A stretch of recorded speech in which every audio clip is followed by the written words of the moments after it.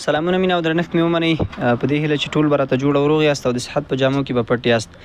دوستانو څنګه کولی شو چې په خپل موبایل کې د نړۍ د هیوادونو چینلونه او شبکې وګورو، هغه هم په فري توګه بغیر د ټي وي یا بغیر د کومو پیسو څخه په مفت ډول باندې. څنګه کولی شو چې دغه چینلونه موږ او تاسو وګورو؟ نو ګوري تاسو ته ما دلته یو لینک درکړی دی په ډسکرپشن کې به انشاءالله، یا تاسو هغه زما د ټلیګرام چینل څخه کتلی شئ. ګوري دا یو ویب سایټ د ټي وي ګارډن په نامه، هغه لینک د لارې نه به تاسو دې ویب سایټ ته راشئ. کله چې تاسو دې ویب سایټ ته راغلئ، دا ویب سایټ مو خلاص کړه نو تاسو سره به دلته څنګه شي د ټولو هیوادونو نقشه به دلته راواوړي در سره. ګورئ دا د نړۍ ټول هیوادونه په دې نقشه کې څنګه دي شته دي. نو تاسو کولی شئ چې د دې نقشې څخه د هر هیواد خبرونه څنګه کوي وګورئ. فرض مثال زه راځمه د افغانستان خبرونه ګورم، تاسو به لومړی دلته راشئ. ګورئ دا سرچ بټن تاسو وینئ، زه تاسو سره دلته وښیم دا سرچ بټن. تاسو کولی شئ چې په دې سرچ بټن باندې کلیک واخلئ، نو خپل د خوښې د هیواد نوم هلته ولیکئ، نو تاسو سره به څنګه کېږي راوړي به. خو که چېرته ستاسو انټرنیټ تیز وي، نو ما تیار دلته په افغانستان باندې ټیک ولاړ دی، نو همدې باندې کلیک کوم. ګوري افغانستان ما سره واوښته. کله چې افغانستان راغی نو دا ګوري دا د افغانستان د خبرونو چینلونه دي چې AMC دی، RTA یعنی ملي، او پسې راتیر شمشاد ټي وي ده، شرق رادیو ټي وي ده. نو تاسو کولی شئ چې دې ځای څخه د افغانستان هغه چینلونه کوم دي یا شبکې چې دي هغه وګورئ په مفت ډول باندې. ګورئ زه راځم فرض مثال زه په دې RT ایجوکیشن باندې کلیک کوم. کله چې ما په دې باندې کلیک واخیسته نو ګورئ دغه چینل یا دغه شبکه به ماته څنګه شي لوډ به شي.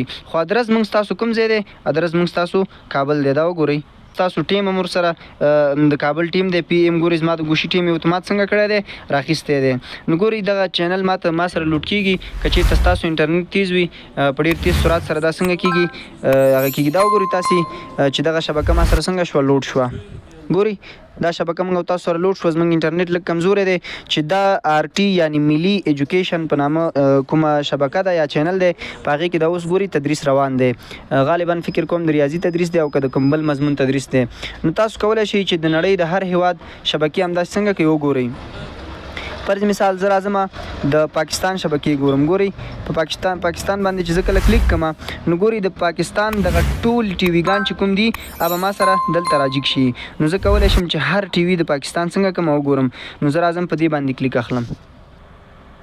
ګورئ دوستانو ومولیدل چې دا د KTN نیوز ټي وي دی چې اوس فلحال په یوټیوب کې لایف هم دی. صحیح ده؟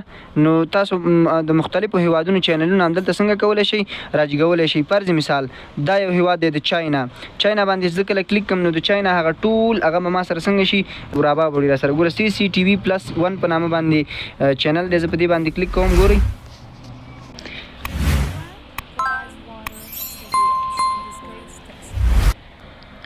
نو دوستانو ومولیدل چې موږ د مختلفو هیوادونو چینلونه او شبکې په خپل موبایل کې کتلی شو.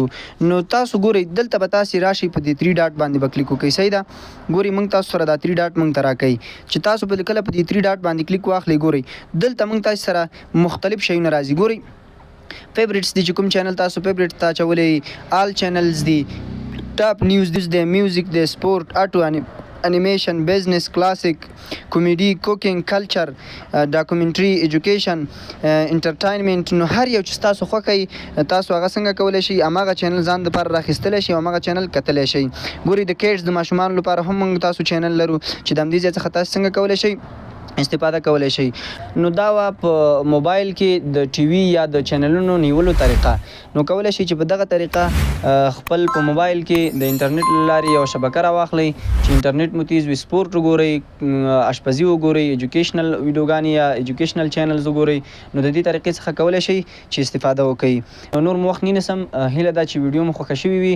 ویډیو لایک او چینل در سره سبسکرایب کړئ. د الله په امان، پاتې ښه وخت، ښې چارې.